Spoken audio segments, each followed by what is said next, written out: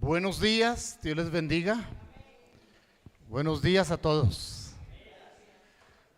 Bien, me alegra que vengan los niños a su gran aventura, a su escuela bíblica. Saludos a todos los que están en este momento en conexión.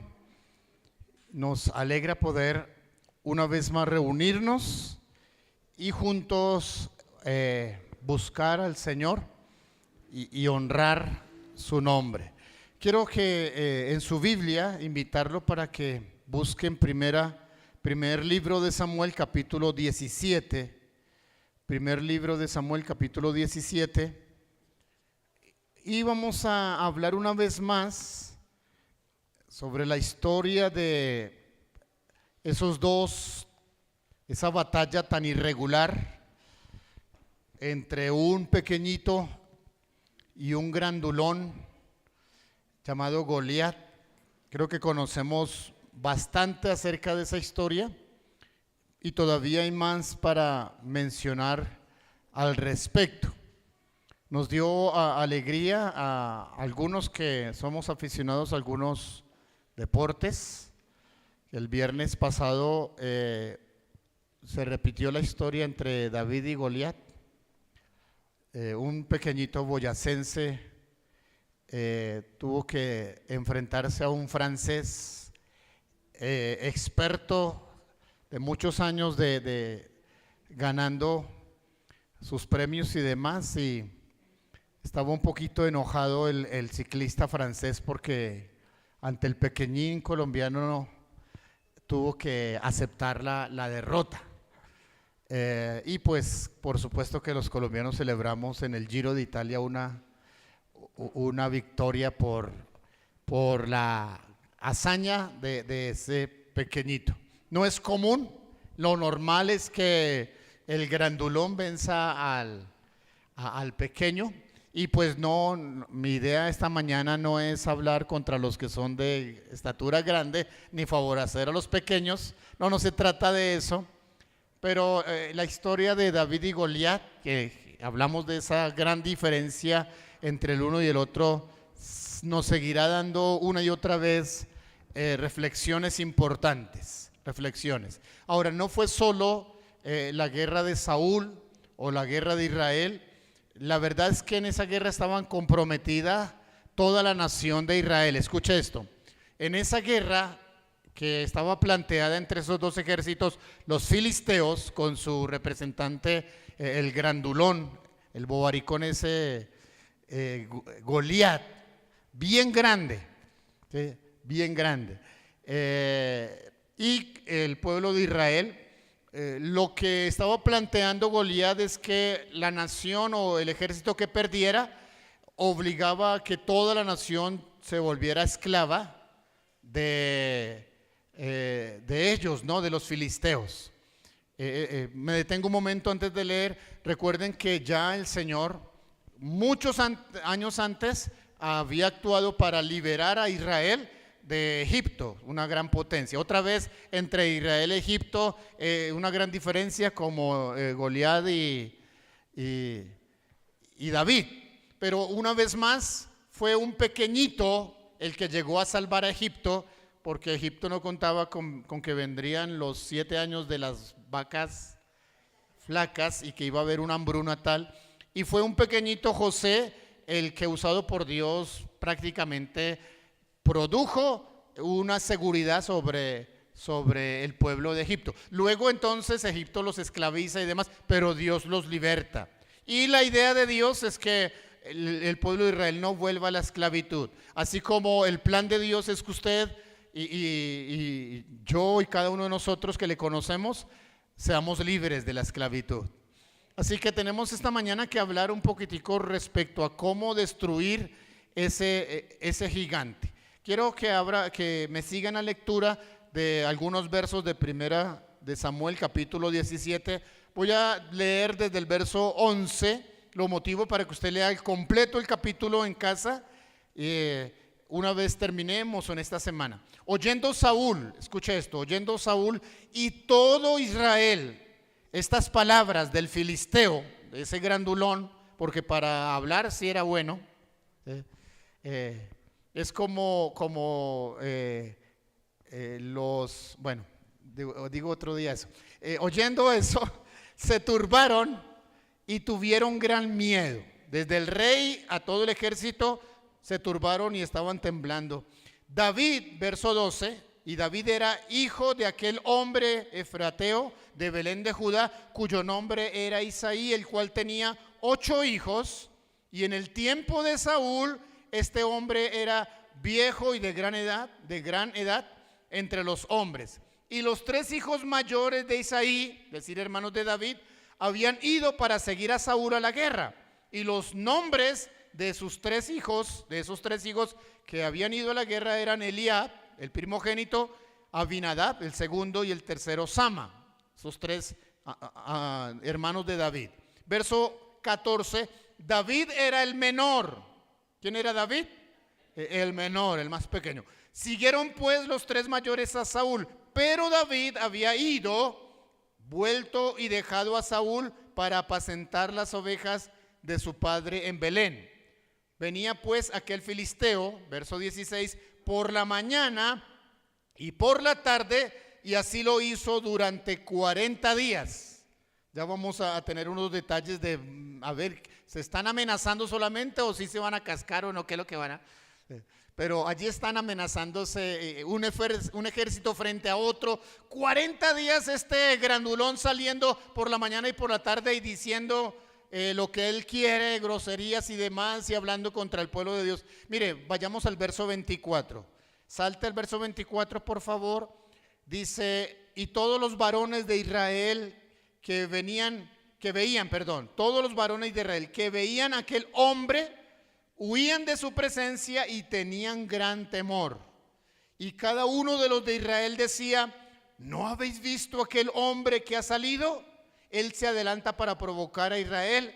Al que venciere, el rey le enriquecerá con grandes riquezas y le dará a su hija y eximirá de tributos la casa de su padre en Israel. Entonces habló David a los que estaban junto a él diciendo, ¿qué harán al hombre que venciere ese filisteo y quitare el oprobio de Israel? Porque ¿quién es ese filisteo incircunciso para que provoque a los escuadrones del Dios viviente?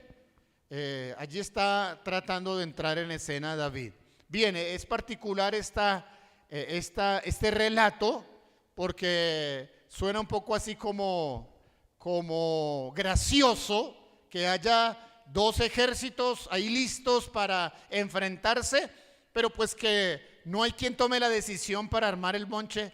Es solo el grandulón ese que viene, grita, a ver, saquen ustedes su representante y que se enfrente conmigo.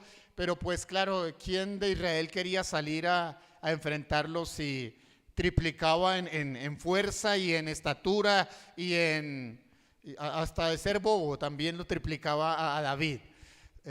Y era eso, ¿no? Se dice 40 días, un ejército de frente al otro, y finalmente allí estaba la tensión, la amenaza, la guerra. Como cuando en nuestros días comienzan esas amenazas y demás entre las naciones y se crea una gran tensión. Y allí había casi 2 meses en esa tensión y ya estaba que por explotar la guerra o no. Pero Israel no quería, aunque estaba el ejército allí, sabía que tenía las de perder, pues con uno solo ahí al frente estaban así amedrentados. Pero otra vez no era solo la guerra de Saúl o la guerra de los valientes que habían escogido para ir a enfrentar a los filisteos, sino que estaba comprometido completamente toda la nación. Llegaban a perder y la nación completa se hacía esclava de los filisteos. Y pues los enemigos permanentes de ellos, que iba a ser un problema caer otra vez en esa situación. Esa era la tensión antes de que David entrara en escena. Una vez entra David en escena, entonces las cosas comienzan a dar un vuelco, cambian y vamos a ver cómo ese pequeñito finalmente resulta destruyendo a ese filisteo grandulón, grosero y que no aprende a respetar, pero que le enseñaron cómo eran las cosas. Quiero decirle algo muy importante. Usted y yo necesitamos destruir ese gigante que nos está molestando. Escúcheme esto.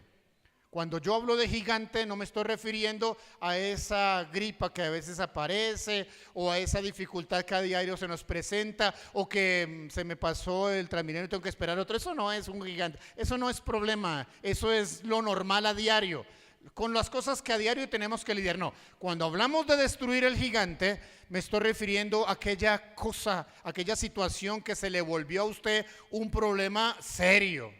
Un problema que está poniendo en riesgo el futuro de su matrimonio. Ese problema que está poniendo en riesgo su salud y que está bajo amenaza según el diagnóstico, ese cáncer o esa enfermedad, o esa situación económica que se le volvió un problema, o actualmente para muchos, no para pocos, para muchos se les convirtió el gigante su inestabilidad de tipo emocional, y que lo ha venido trastornando de una manera tal que no hay manera de hacerle frente, y entonces estamos en la angustia de saber, ¿y ahora cómo voy a salir de eso? Nos estamos refiriendo a esa situación. Aquí habla de 40 días escuchando a ese grandulón diciendo cosas, y ya el problema, ¿quién lo va a resolver? Y miren esto, o entramos en escena, escuchen, entramos en escena para darle definitiva a ese gigante, o nos va a molestar el resto de nuestra vida. No sé si me acaba de escuchar bien lo que yo digo. O usted y yo decidimos en esa área del carácter, en esa parte emocional, en esa parte física, en esa parte financiera, resolver lo que tenemos que resolver, o se va a volver para nosotros el oprobio y la carga y el problema. Así que cuando hablamos de destruir ese gigante, estamos diciendo es que no podemos ya dar más alargue. Esto tiene que resolverse, o por las buenas o por las malas, pero tenemos que resolverse. Pero ni usted ni yo podemos permanecer en un escenario de esclavitud, de amenaza, de que sí, de que no. No, eso no es lo que Dios quiere. Así que esta mañana quiero, a través de la palabra, inspirarle para que usted tome la suficiente fuerza y fe, y finalmente le dé garrote a ese gigante que quiere molestarlo. Por más pequeñito que usted sea, indefenso, que se sienta incapaz, hoy va a salir en su mano con la cabeza de un grandulón. No es su hermano que está ahí, para supuesto, no es el que está a su lado. Me estoy refiriendo a esa situación de tipo espiritual que se le está volviendo un problema. Pero hablemos unos aspectos bien importantes. Número uno, hay una guerra que tú no provocaste, pero que debes enfrentar. Número uno, hay una guerra que tú no provocaste, pero que debes ¿qué? Enfrentar. ¿Sí? Mire, la gente de Israel, la gente que no estaba ya en el campo de batalla, los funcionarios, trabajadores del campo normal, pero que están pendientes, ¿y qué pasará allá? Si ellos llegan a perder, nosotros llevamos las consecuencias. Hay una guerra que tú no provocaste, pero que debes enfrentar. Hay enemigos queriendo burlar tu fe, hay enemigos queriendo desconocer tus decisiones.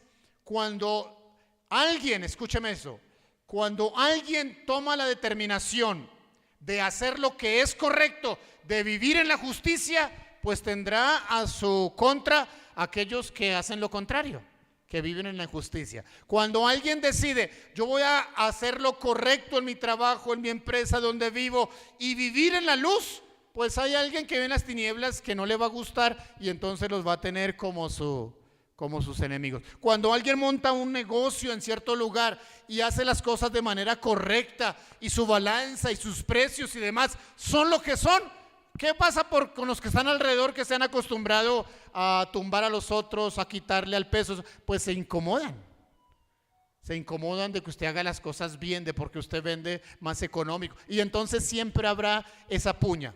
Ahora, cuando se trata de asuntos espirituales, cuando usted y yo decidimos hacer lo que dice la palabra de Dios, pues entonces hay alguien que no le gusta y pues nos la quiere montar y quiere formarnos un pleito. Hay una guerra que yo no provoqué, pero que definitivamente tengo que enfrentar.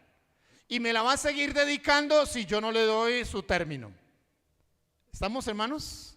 ¿Sí? Verso 42, mire el verso 42 lo que dice, estamos todo en el capítulo 17, el verso 42 dice que, y cuando el filisteo, escucha esto, cuando el filisteo miró y vio a David, hermano, que tuvo que inclinarse bastante, cuando vio a David, le tuvo en poco. ¿Le tuvo qué? Porque era muchacho y rubio y de hermoso parecer. Está escribiendo a David, no a mí. Y dijo el filisteo a David, mire lo que dice. Y dijo el filisteo a David: ¿soy yo perro para que vengas a mí con palos? Y maldijo a David por sus dioses. Vea, aquí el grandulón ya no se metió solo con la familia. Sí, se le metió al rancho, dice. Está ahora maldiciéndole. Y dice el texto, aún el nombre de Dios está siendo aquí deshonrado por ese grande. Mire que el problema ya escaló de niveles físicos a niveles espirituales y entonces la cosa ya se volvió de otro color. Le tuvo en poco. Esa frase, le tuvo en poco. Escúcheme, trabajo un poquitico con esa área. Le tuvo en poco. Es una manera de burlar y de menospreciar las decisiones que a veces nosotros tomamos. Mire, escuche esto, en medio del panorama actual en el cual vivimos, donde de manera abierta la doctrina del mundo le ha facilitado a nuestros jóvenes, a nuestros hijos, hacer con su sexualidad lo que se les dé la gana, va alguien a tener en poco la decisión de un adolescente, de un joven cristiano que dice: no, yo sí me voy a guardar para mi matrimonio, y le va a menospreciar, le va a burlar y le va a parecer ridículo que alguien diga eso.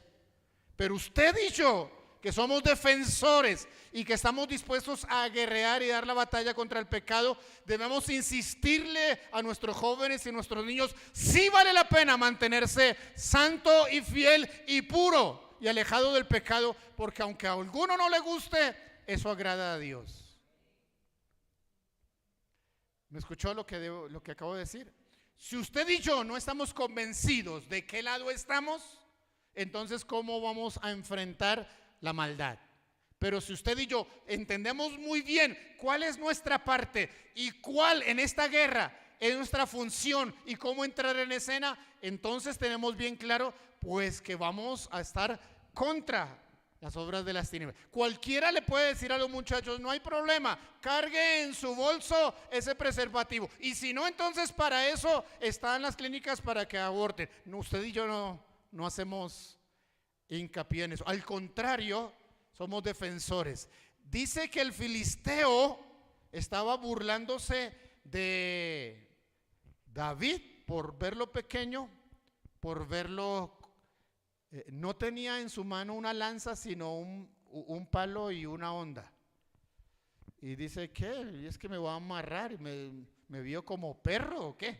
Y entonces se enojó y lo maldijo, Pero hay muchos que van a menospreciar. Mire, escúcheme esto, usted toma la decisión de buscar a Dios y a alguien no le gusta. Usted toma la decisión de hacer lo que es correcto y alguien le va a criticar. Usted toma la decisión de honrar el nombre del Señor y entonces va a tener ya a alguien criticándole, porque a alguien no le gusta nuestras decisiones. Número 2, esto es importante: para que usted enfrente y derrote su gigante, usted necesita volverse experto en Dios. Quiero allí ser bien interesante. Mire, un error que como estaban cometiendo los valientes de Saúl y Saúl mismo, un error es que ellos se volvieron expertos en describir la grandeza, la estatura, el peso, la hazaña de su propio enemigo. Es decir, que ellos se comentaban unos otros: pero mire tan grande, y esos dedos, y tiene 6 en sus patas. Y lo describían. Se volvieron expertos en describir a su enemigo y se olvidaron de qué parte estaban y no se volvieron expertos en describir a Dios. David marcó la diferencia. Cuando David entra en escena, David no ponía sus ojos en quién tenía al frente, sino David describía a quién él representaba. Mire, qué mal hacemos nosotros. Qué mal nosotros hacemos cuando nuestra concentración, nuestra fijación está en todo el poder del adversario y no en el poder de quien representamos. Mire, escucha esto, verso 37 de este capítulo.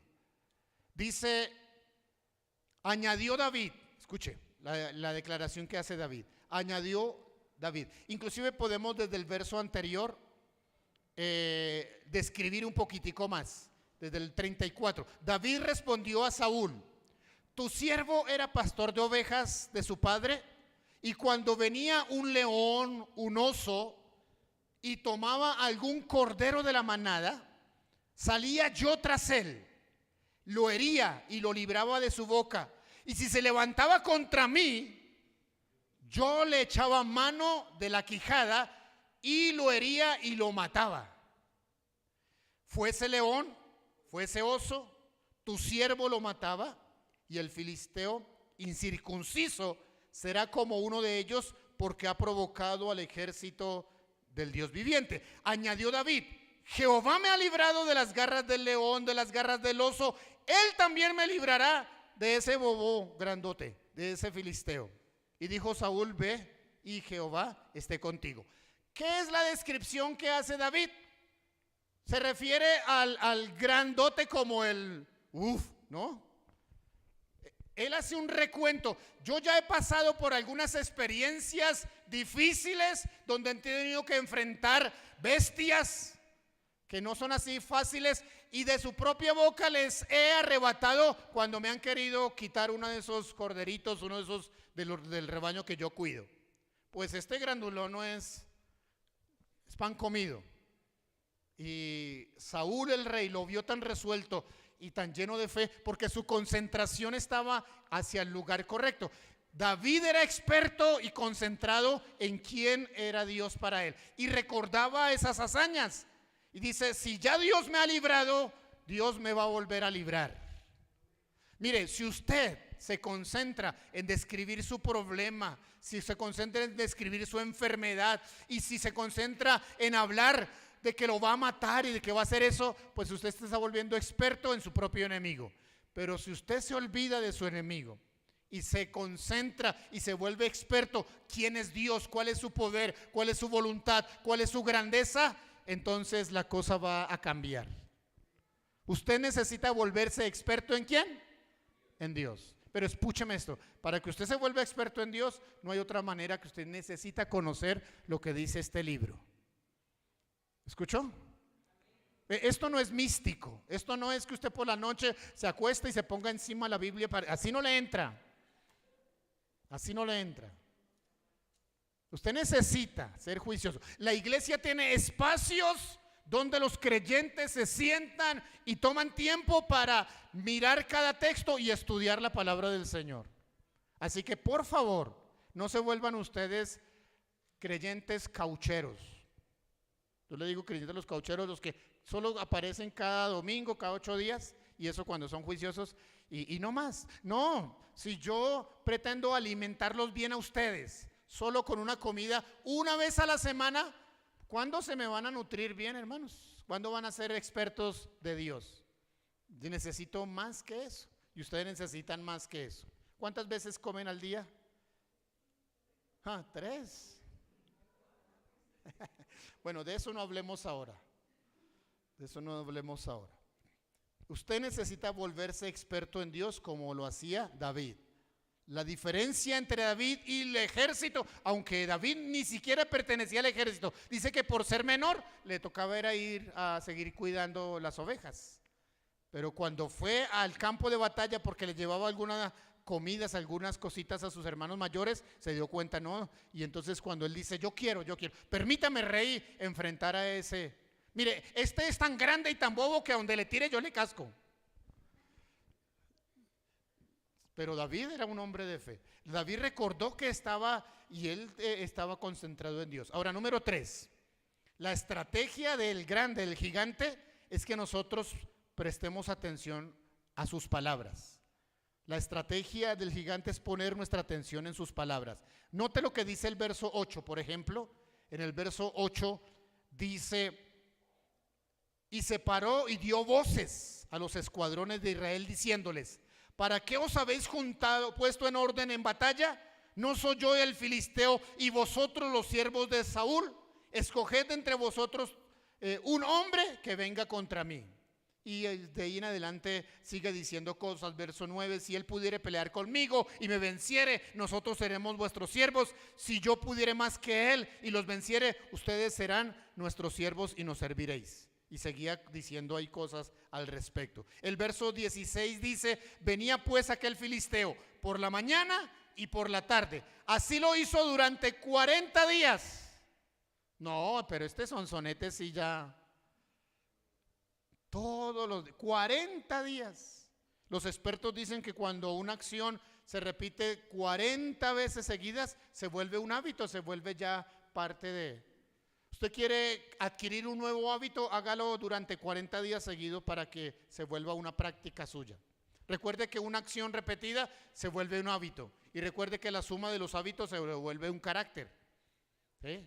Y aquí este hombre está queriendo acostumbrar al pueblo de Dios a que todos los días escuche lo mismo, las amenazas y demás. El enemigo va a tratar, escuche, el enemigo va a tratar que usted todos los días escuche amenazas, escuche cosas negativas, escuche, porque eso debilita su fe. Mire, el mundo se volvió experto en hablar de la maldad. ¿Qué sale en la internet, en las noticias, en los medios? Todo lo que sucede a nivel del mundo. Pero no es las cosas buenas que la gente logra. Lo que sí sale es la maldad, las enfermedades, los desastres, el pecado, eso sí sale. Entonces el mundo nos acostumbró a ser expertos y a estar escuchando amenazas, muerte, destrucción, maldad, pecado. Y entonces eso, en lugar de ayudarnos a fortalecer nuestra fe, lo que hace es ¿qué? Debilitarnos. Y eso estaba repitiendo. Es la estrategia que siempre ha tenido el maligno. Pero mira el verso 11. Verso 11 dice: oyendo Saúl. ¿Qué hacía Saúl? El rey. Oír. Y todo Israel, oyendo Saúl y todo Israel estas palabras del filisteo, se turbaron y tuvieron ¿qué? Gran miedo. Eso es por estar pendiente de escuchar lo que el grandulón ese dice. Usted y yo estamos llamados no a estar pegados a las mentiras que dice los medios, sino estamos llamados, ¿qué es lo que Dios está queriendo hablarme? Usted y yo debemos volvernos expertos en oír la voz de Dios. Me gustaría que cada domingo, cuando viniera al templo, al saludarme, me dijera: pastor, el Señor me dijo esta semana tal cosa. Y el otro, el pastor, el Señor me dijo. Mire, no necesitaría los domingos ponerme a predicarles, me pongo a otras cosas, porque ustedes están escuchando la voz de Dios y me hacen la tarea aquí más fácil. Hermanos, ayúdenme. ¿Están conmigo? Mire, escucho otra vez, le repito esto. La estrategia del gigante es que usted esté atendiendo a las mentiras que él dice. ¿Sí? No va a poder conseguir trabajo. Si ve, niña, la va a dejar el tren. ¿Sí? No, muchacho, usted puede hacer con su sexualidad lo que quiere. Atienda todo eso y entonces se le va a volver un problema bien serio. Cuando David entró en escena, él recordó, él regresó al pueblo de Israel la atención hacia Dios. A Saúl, al propio rey, le relató. ¿Qué estaba haciendo David? Haciéndolo volver a la atención hacia Dios. Deje de escuchar a ese grandulón. Escuche lo que Dios ha hecho y lo que Dios va a volver a hacer. ¿Cuál fue la respuesta de Saúl? Bueno, vaya, y que Dios, ahora sí mencionó el nombre del Señor, y que Dios te ayude. Y entonces entró en acción. La iglesia debe entrar en escena para anunciar quién es Dios. La iglesia debe entrar, debe salir del anonimato y debe proclamar, debe decir lo que es la verdad. Aunque algunos menosprecien y les parezca ridículo, nosotros debemos seguir levantando la voz. No debemos apoyar al aborto, no debemos apoyar La maldad no debemos apoyar y debemos motivar a nuestros chicos para que respeten sus cuerpos, hagan bien las cosas y vale la pena eso. Número 4, verso 50, dice el verso 50, así, escucha esto tan interesante, así venció David al filisteo con honda y piedra. ¿Sí? ¿Qué hizo David? No es que le sacó la piedra a Goliat, lo venció con honda y piedra. E hirió al filisteo y lo mató sin tener David espada en su mano. ¿Cómo? Sin tener David espada en su mano. Mire, es momento que entres en escena y derrotes tu gigante. Así venció. Hoy la iglesia es David y es necesario que entres en escena. Escuche, cuando David se concentra o se agacha para recoger, para seleccionar, ¿cuántas piedras recogió? 5. Pero cuando David entró a pelear contra el gigante, ¿cuántas piedras usó? 1. Estaba tan cerca ese grandulón que David sabía que solo tenía ¿qué? Una oportunidad. ¿Qué hizo con las otras 4 piedras?